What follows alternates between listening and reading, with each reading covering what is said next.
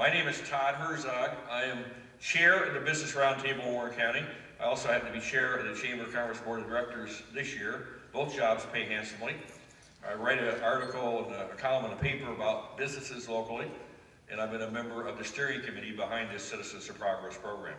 Let me introduce the people who are going to be talking tonight. In addition to myself, Ms. Bonnie Collier from Warren County Central Schools is going to be talking about the details of the program. We also have Mrs. Sally Pack from Montville College here in McMinnville, and my capable administrator, Rachel Gogger from AccuRep. We're here to talk about things that will be interesting to you. We, business and industry and educators, have been working on this program for 2 years. We started with a dream, and by golly, we were able to get it done. It means that local graduating students from this high school, or even Boyd Christian, or even home education, can go to Montville College in McMinnville or the Tennessee Technology Center in McMinnville tuition-free if they qualify for the program. You have to qualify for this, and the qualification basically means you have to qualify for scholarship aid, and this program is based on last dollar scholarship aid thereof. But it helps to assure that you can go tuition-free for 2 years. And of course, enhancing that capability is the fact that our Montville campus is being doubled in size this year. I think that's rather exciting. And they've seen a rather dramatic enrollment increase this past year, part of which will be attributed to this program. We've had 8 people on our steering committee. We've worked at this for 2 years. The highlight has to be last year, we were able, with a lot of help, to raise $102,000 to get this started. You may say, where did that come from? It's worthy to take a note, because I'm going to share with you where it came from, so that as you go along and you meet people that are responsible for that, I'd suggest you say thank you, because we're going to tap their shoulders again and say, we need more money for the next year or 2 or 3 or 4 as we go along. Our 3 state legislators, Senator Cooper, Judd Bethany, and Charlie Curtis, each derived $17,000 toward this fund, toward our scholarship fund, or a total of $51,000.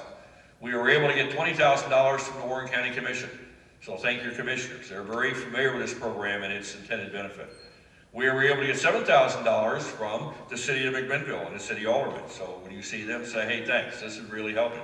By the way, before I finish the list, I really do believe this is the most important program or service that the Chamber of Commerce offers. I can't think of a better way to invest in our future than to make sure our youth have an opportunity to be better educated.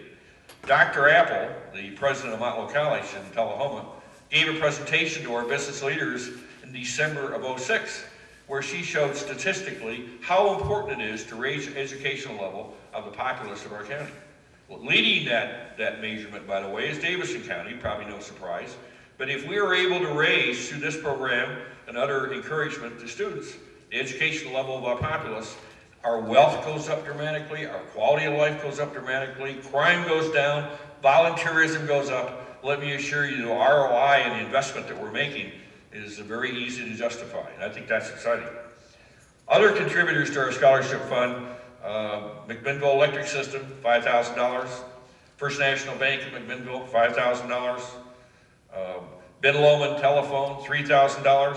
Bridgestone Firestone, the local plant, $3,000. Security Federal Savings Bank, $2,500. My wife and I, $2,500. Sutter Manufacturing Group, $1,000. Multi-Source, $1,000. Pioneer Building Products, $1,000. $102,000 first year. Our recruiting effort will be aimed at trying to maintain that fund, which basically means we're going to be trying to recruit about $65,000 a year to sustain this program. A year ago, it looked like Governor Bredesen was going to offer a program like this funded by the lottery scholarship across the state. That was a year ago when they had a lot of surplus dollars. They haven't been talking about that this year. So by and large, what that means to us and our steering committee is we're out there, we're going to keep this going because it's that important. And you know, we're looking for more kids to participate as we go along. We think that's really exciting. Without further ado, then I'm going to ask Ms. Collier to come and talk to you about how this program works and how you can take advantage.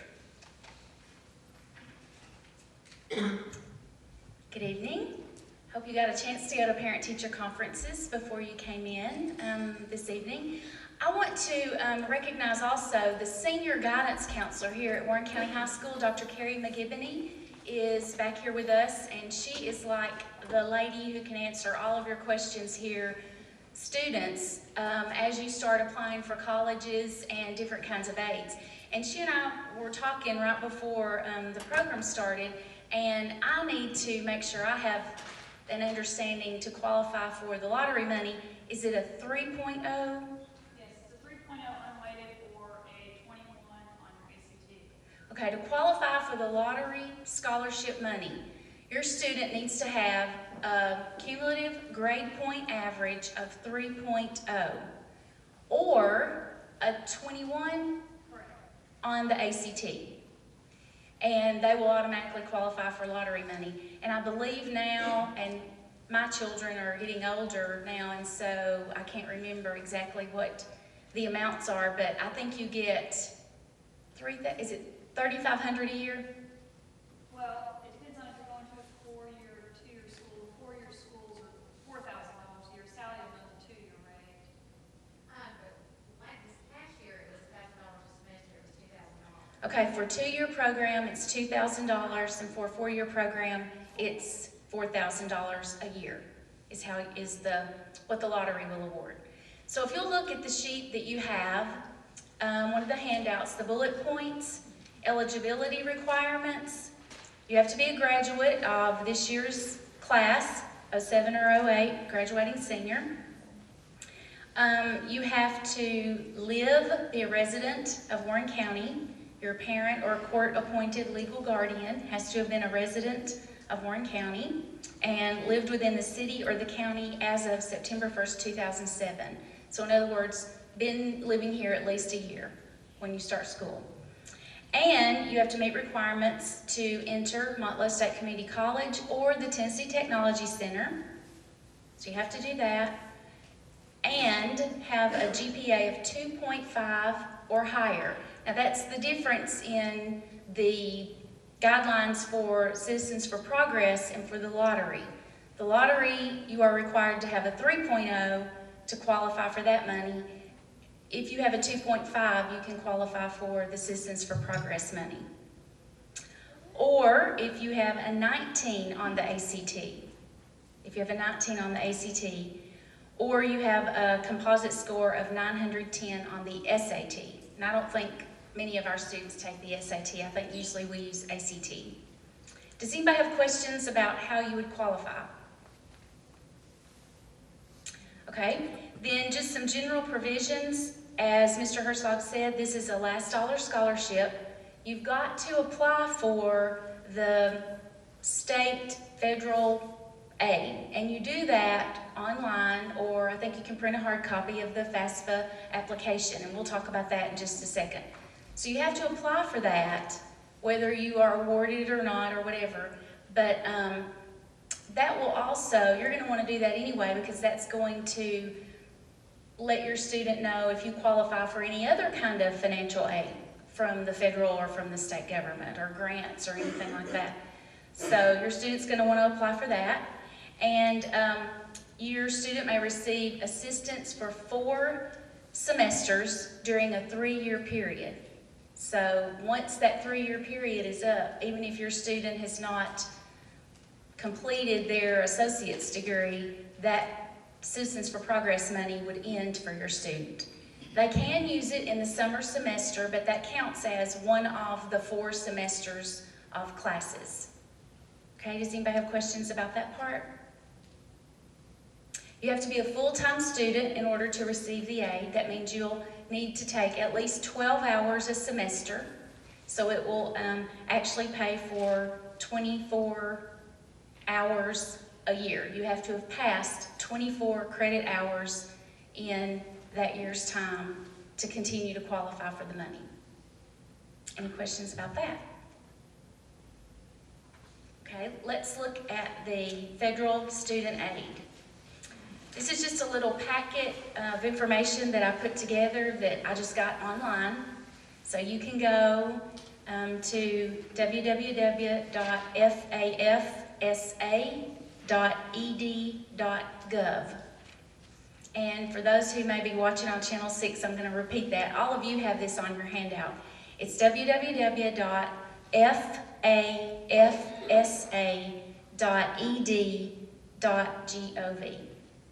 Okay? And that will step you through the process. But I've just printed some things out in case you haven't seen this before, but it actually gives you starting points. Like before you start to complete your application, they're telling you to get organized, the things you're gonna need. You can click on those links and it will help you know. There's even like a worksheet that you can print out. I think it's like 8 pages. And it really helps if you have your income tax return for your current year to be able to fill it out, okay? If you, This FAFSA, of course, is the way you apply for financial aid. But just because you do this FAFSA does not mean that your financial aid is complete. Whatever institution that you choose to go to, they require additional paperwork. So check with the institution that you're going to be attending and make sure that all your paperwork is complete. But, you know, just Motlow, there's probably 3 or 4 different worksheets that we require you may or may not to turn in.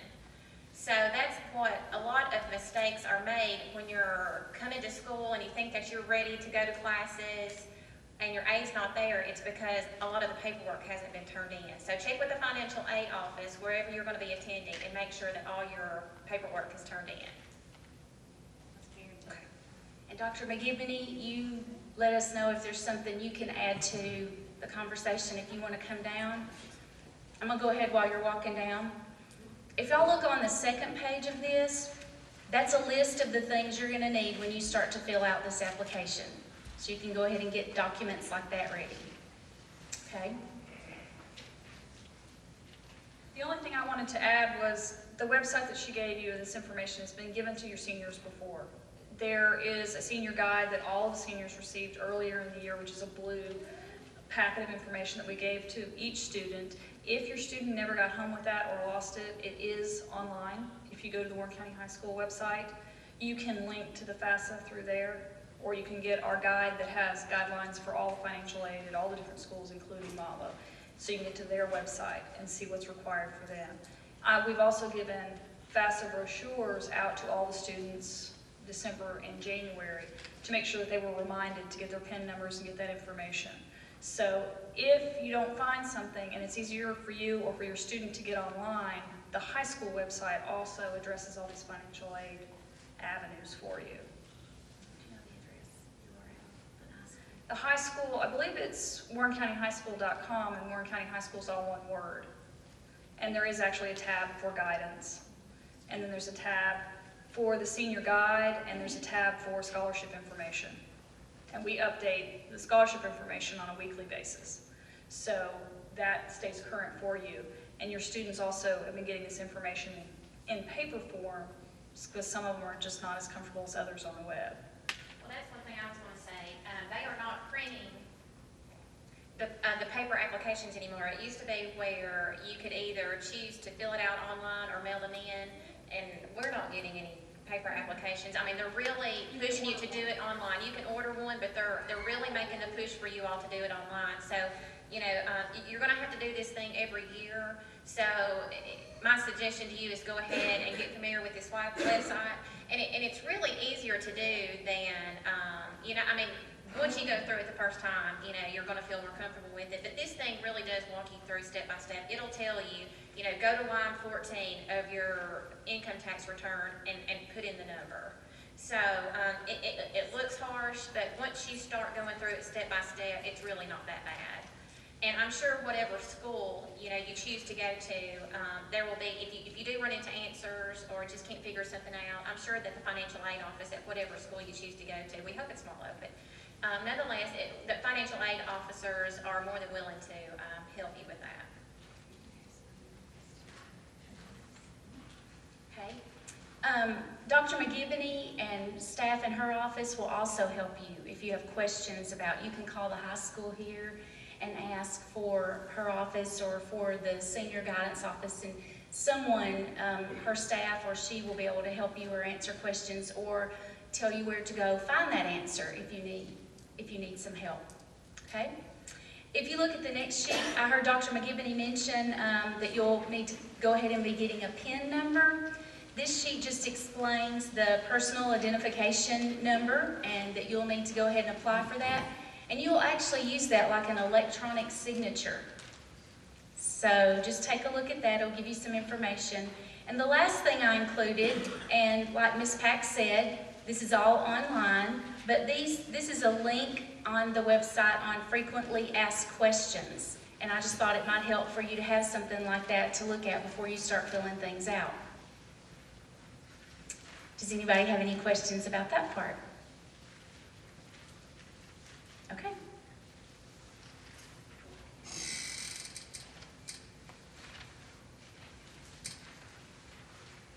I wanted to give you just some numbers about how it's gone so far before I asked Ms. Pack to talk about Motlow. In the fall, we had 42 students apply for Citizens for Progress aid. 15 didn't need the aid, as it turned out. They had a scholarship funds without it. We had one that was approved that didn't go. We had 25 at Motlow, one at the Tech Center, so a total of 26 this fall. Of the 26, I was told by Melody Edmonds at Motlow that the average grade point average for Warren County High School of that group was over 3.5. So we got top students that participated in this program. That made our sponsors very excited. This spring, there was a little bit of changeover, but there was only one student that was on the program last fall it's not in school this spring. So our retention rate year one is 96% from the fall to the spring. Currently have 23 students at Motlow and one at the Tech Center, so a total of 24 this spring. Of the 23, the grade point averages for the first semester. Keep in mind, this is first semester freshman year, which is always the toughest when you get to find out how you need to improve your study habits. 14 of the 23 had a 2.75 or better GPA. 9 of the 23 had less than 2.75, which the officials at Motlow claimed was quote unquote good. Now, I'm going to turn it over to Ms. Pack. I do have one more comment I'm going to make at the end, but I'll save that till then. I'm here for you. I want to take some questions for you. I know all of you know where Motlow is. Some of you may or may not know, I think Mr. Herzog told you at the beginning that we are currently undergoing an expansion. We are tickled to death about this expansion. We are doubling in size. Currently we have about 850 students just at the McMinnville Center. So of course we're hoping to double those numbers, if not more, when our expansion gets complete. Like I said, we're going to be doubling the square footage. It is a total mess, but we are happy to put up with it. It is expected to be finished by fall, and included with our expansion is going to be the offering of the nursing program. So it used to be up until this year where you could start the RN program, and then once you finished your prerequisites at the McMinnville Center, you would have to travel to our main campus in Lynchburg to finish your last 2 years of that RN program. But we're going to be able to offer those classes in McMinnville, so you'll be able to complete your RN degree in McMinnville. So we're tickled to death about that. The nursing program is very competitive. They had over 500 to apply for it this past year. And I believe they take close to 80 students. So it is very competitive, but there is a 100% job placement rate once those students get finished. So it is a very good program. It's ranked very high in the nation as far as their nursing program. Another big program that we have, and you all have probably heard about it, is our 2+2 program with Tennessee Tech. To make a very long story short, I tend to get long-winded when I talk about Motlow, but you can get all 4 years of your teaching degree at Motlow. The first 2 years, you are a Motlow student, you register through Motlow, you pay all the Motlow fees. Once you get finished with those 2 years, you can turn around and stay in McMinnville, but be a Tennessee Tech student. So we have, some of you have been out there, some of you haven't, but currently we are just one hall. You know, when we have people come to visit, we say it's either on this side of the hall or this side of the hall. So we have, let's see, 20 classrooms, I can't be exact on how many classrooms. We have 2 classrooms dedicated to Tennessee Tech right now. So, you know, we're excited about getting more classrooms with the expansion. That's been a huge program. But a lot of what we do is get you ready to transfer to a university.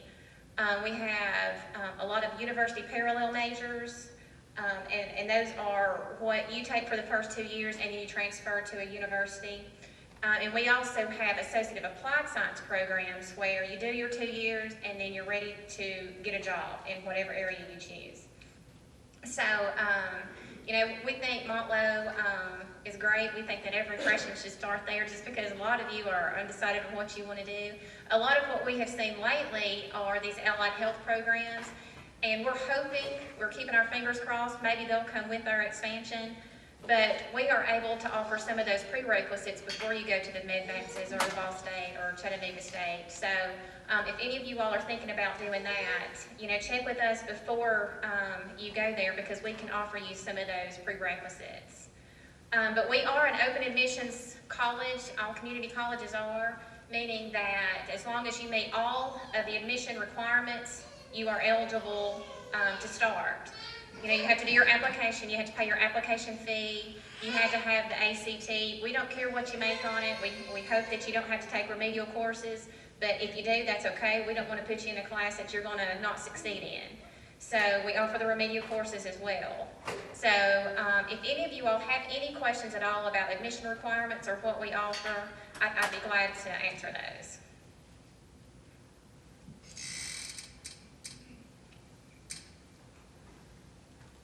At the danger of playing a what-if trip with y'all, there is something on the horizon that we're excited about. This is at this moment a what-if trip, but to make a long story short, the industry in Warren County is supporting a application that Montlow State has made from Lynchburg to the U.S. Department of Labor for a matching funds community block grant that would be a $2 million investment in Warren County in total to start a manufacturing automation work center between Montlow and the Tech Center, which would result in offering students the opportunity to take a 2-year associate's degree in an advanced manufacturing automation program. And one interesting outgrowth of that would be, boy, there is an avenue toward high-paying jobs, and there's also a lot of demand for that sort of student. Now that's an if trip because the U.S. Department of Labor has not approved that yet. We'll know by the end of March, hopefully, if that will be successful. If it is, it'll be a lot of news in McMinnville because who wouldn't like to spend $2 million to help Warren County's future in this going forward. I certainly hope that works. So thought I would share that with you. Okay. Let me give you some phone numbers. If you have questions, you can call the Warren County Schools Central Office, and that number is 668-4022. My extension is 264. My name is Bonnie Collier. And extension 277 is Bobby Cox. And Ms. Pack can give you the number at Montlow. 668-7010. 7010. And we are right behind the hospital.